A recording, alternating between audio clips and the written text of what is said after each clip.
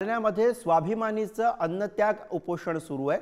शेतकऱ्यांच्या विविध मागण्यांसाठी हे आंदोलन होत आहे। शेतकऱ्यांची फसवणूक करणाऱ्या विमा कंपन्यांवरती गुन्हे दाखल करण्याची मागणी स्वाभिमानीने केली आहे। शेतकऱ्यांना पीक विमा मिळेपर्यंत उपोषण मागे न घेण्याचा इशारा स्वाभिमानीकडून देण्यात आलेला आहे।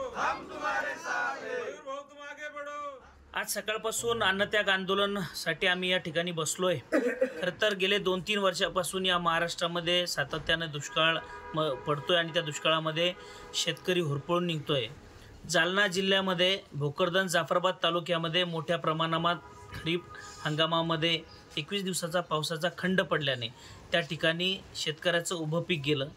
यांनी शेतकऱ्यांची फसवणूक केलेली आहे, त्याच्यामुळे यांच्यावर गुन्हा दाखल झाला पाहिजे आणि संपूर्ण शेतकऱ्याचा शेवटचा रुपया मिळेपर्यंत मी आता या अन्नत्याग आंदोलनामधून माघार घेणार नाहीये।